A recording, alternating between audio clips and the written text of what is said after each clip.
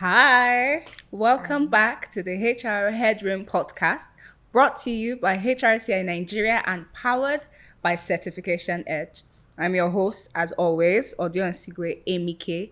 And like I always tell you, this is your safe space where we'll have conversations that surround your experiences as a human resource professional. We're talking about your challenges. We're giving you insights, in fact, into the future. And like I always say, we bring you the best of the best on this show. And one of those bests is Miss Ogochukwu. Miss Ogochukwu, in actual fact, has her SPHRI certificate. And anybody that knows that that's not a small thing. Miss Ogochukwu. Hi, Emike. Thank you Hi. very much. I'm really happy to be here today. I'm honored to be here as guest speaker on this podcast. HRCI is one body that I truly respect, and I Yeah. have come to write the exams from PHRI to SPHRI and learned with certification edge as well. So this feels like home, sort of.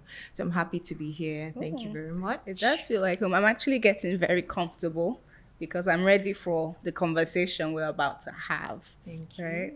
So you're an expert on this, right? And so today's topic, in actual fact, is something that I think is so important in the field today, especially around talent management. So we're specifically I have a couple questions here, as you can see. The topic is from talk to action, Yes. right? Integrating sustainability into your talent management. Now, is actually I know that retention is something that is I don't want to say it's something we struggle with in the HR practice, but it's so important, Yes. right? Especially because sometimes it comes as a shock to some professionals where Yes. their employees are today, they are working hard and maybe you're even prepping to give them a promotion and they come to you next week with I want to leave. Yeah. Right? And Yeah. yeah, and then you're just left Yes, and wondering. organizations are surprised, especially organizations who feel like, for instance, they have the perfect remuneration. Right. Their total reward packages are excellent, but they're wondering why their turnover rates are high, why they can't seem to retain, Right. especially probably even new hires. They're wondering about that. And the truth is, integrating sustainability in talent management is intertwined. Okay. Because talent management it's like we all know, it's a business strategy. It's Right. a long-term business strategy. It's totally different from recruitment. Right. It's long-term. It looks at the bigger picture. It looks at what are the business needs for the current and for the future. Okay. It looks at succession planning. It looks at bringing talent to that really align with the business goals and Right. objectives. Then also sustainability on its own, sustainable work practices is what every organization needs to do also to sustain the organization for long-term viability of an organization. Okay. So now integrating the two, sustainability and talent management, would be I would call it the recipe for a successful organization. Right. So what organizations need to do is, first of all, what are organization's sustainability goals? Okay.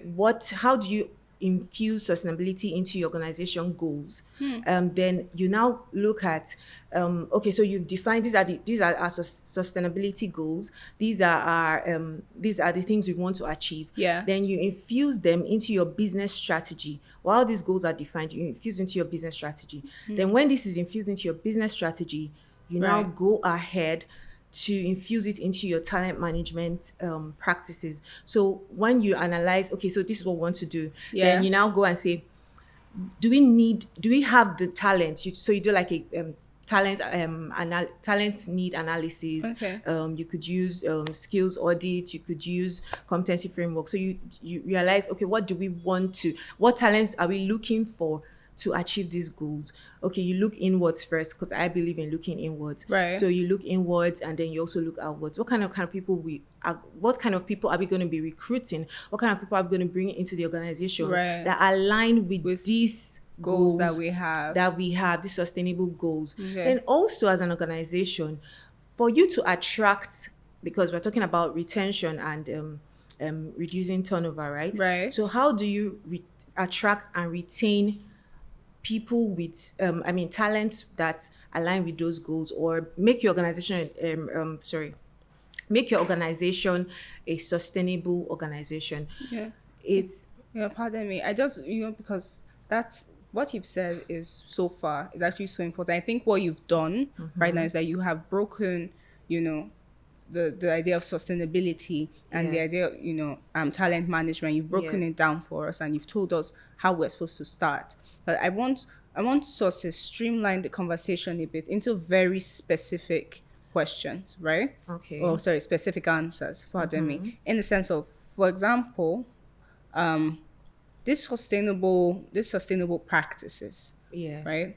The question I'm going to ask is, especially in your experience, Okay. what is the, should I say, hack, right? Okay. What is this thing that you've found over time to be, this significant pinpointer to how you maintain this sustainable practice in the workplace? What should a professional take cognizance of? Is it the structures? Is it the people? Is it you? What do Yes. we do? Okay, I think it's a combination of everything. First and foremost, as an HR professional, and then also an organizational leader, you have to lay down those structures, those sustainable workplace practices and Right. structures. So things like sustainable practices are things like, say, hybrid work model. Okay. This is a sustainable practice, not just that impacts on employee well-being, improves morale. It also impacts on, it reduces carbon footprint. It reduces it saves energy, water consumption, energy consumption in the workplace. Okay. All of those. So you lay down, there are tons of them, sustainable practices. You lay down the structure. Then you have to have the commitment of leadership, of the leaders in the organization. So how is management buying into these sustainable practices that you as an HR practitioner or professional, you're trying to this culture and practice you're trying to foster in the workplace? Then also the people, you have to educate, collaborate, and make them feel like collaborate and what's the word now, when you try to get everybody to get involved in it, Okay. so that they take ownership of it. So just not the leaders and the HR, the entire organization, the entire workforce, the entire employees, Okay. HR should find a way to get them to be part of it, to provide ideas, to embark on the whole journey of sustainability that way. Because if they just feel like it's, oh, this thing HR is always telling us about, Yes. this thing HR wants us to do, they don't feel like they don't take ownership of it, it's not going to be very effective.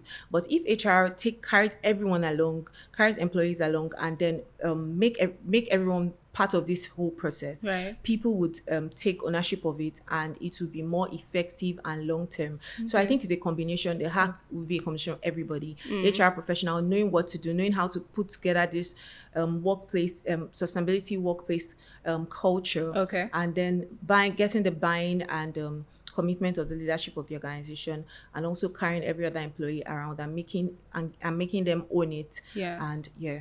I think I've liked what you said in the sense that you have somehow identified how each person in the organization is very Yes. important to even these practices you want to do. Yeah. So you are not just isolating the HR professional, you're not just isolating the CEO Yeah. or anybody, you are involving everybody in the organization. Exactly. And by involving everybody, I know you're emphasizing communication, Yes. if I'm hearing what you're Yes. saying. Yes. So I heard educate, I heard collaborate, Yes. and then I've heard the last one will probably be taking ownership, Yes. right, Yes. of the practice. Exactly. Okay, no Very problem. important. That's so wonderful. Thank you so you. much for that Thank insight. you. Okay, so the next question I'm going to ask is, especially in your experience, I'm very I'm very particular about your experience because you're Yes. an expert, right? Yeah.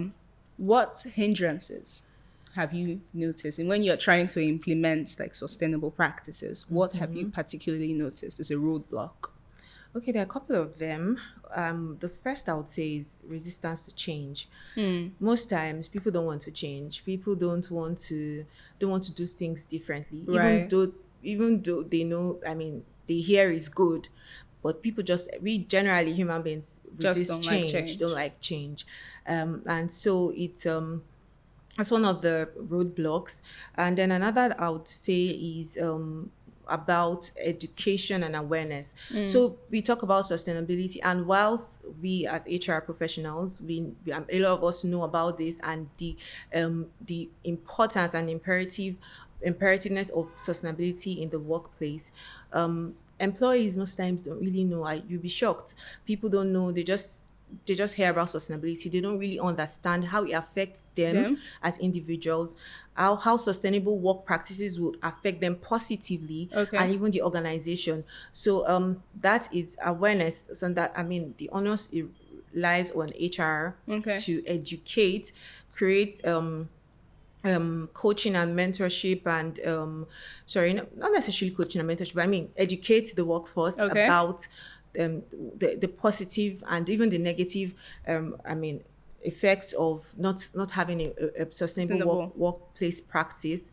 And yes, when this education is done, when this awareness is done, I believe that, I mean, that roadblock would also be Mhm. will be removed. And then yeah, so I would say resistance to change and education and awareness. Okay. And then also another one other roadblock I think is also the funding of some of these sustainable workplace I practices. see. So sometimes maybe you want to one of the sustainable workplace practices you want to you want to foster in the workplaces, probably hybrid work, which might require okay, so now people some roles will start working from home. Home, Maybe yes. you need to buy more laptops so Okay. people can work from home. Management is like, oh, this is extra cost, we're not ready for this. Right. Yes, and some of those things. So it's left to the HR professional to make a business case, because Yeah. at the end of the day, the executive management is always about how does this affect my P&L? How Okay. does this affect the bottom line of the organization?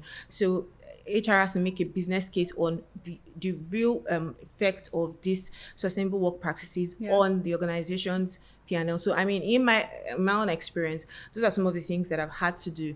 You always have to make a business case to management and try to get their buy-in. Okay. Yeah. So in weighing these skills, right, because you've talked about advantages, disadvantages, a business case that you have to bring to CEO, I just want you Yes. to pinpoint, maybe just give us a scenario. What Okay. sustainable practice, right, Yes. would is for a particular organization have you ever had to, implement? Have you ever had to create? Could you pinpoint that? Okay. So I mean, let's think of that a bit. I mean, I would my go-to would be this hybrid work. I mean, we Okay. know how post-COVID everyone had to start thinking of ways to be honest, ways to make organizations sustainable, because all the millennials, Gen Zs were looking for, they're just for your money. They wanted to work in a place where Oh my they god. felt that the organization had practices that benefited their Them. well-being, not Yes. just the salary and all of that.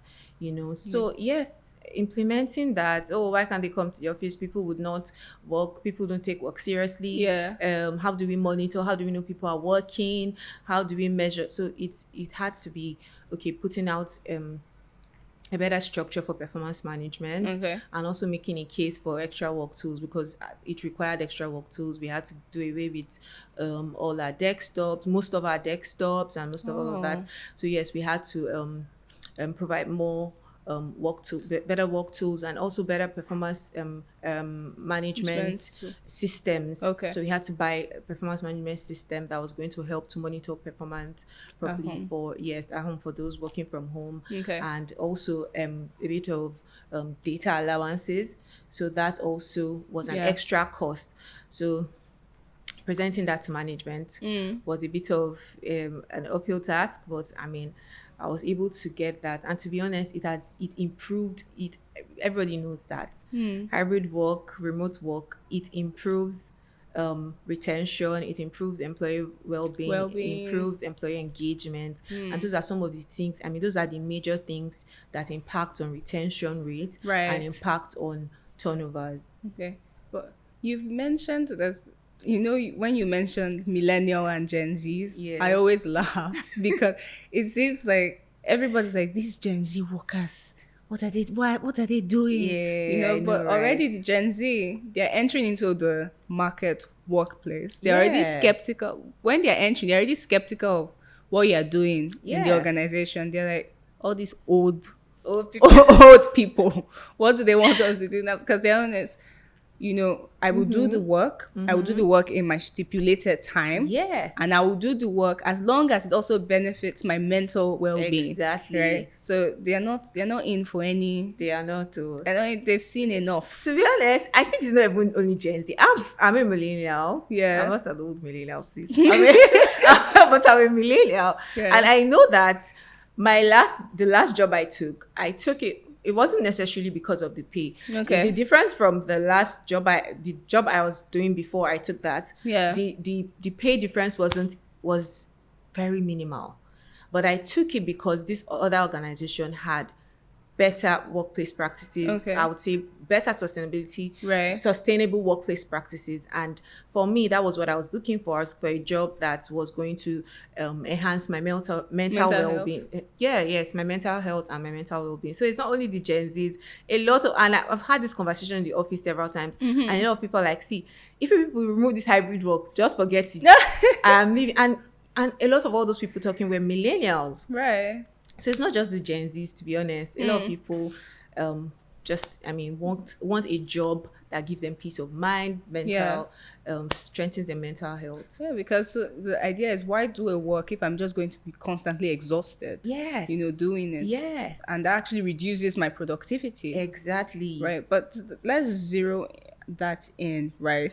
You are, to be honest, as a HR professional, you are handling multiple generations. Yes. Gen Z. Yes. What is the other one called? Gen Z millennial. The one for millennial, is it? I think it's is it Generation X? Great. Yeah, all of them have, you know, things that are important to them. Yes. And now Generation X, for example, you come in and you talk about sustainable practice, and then you go, oh, you know what, we're introducing the hybrid.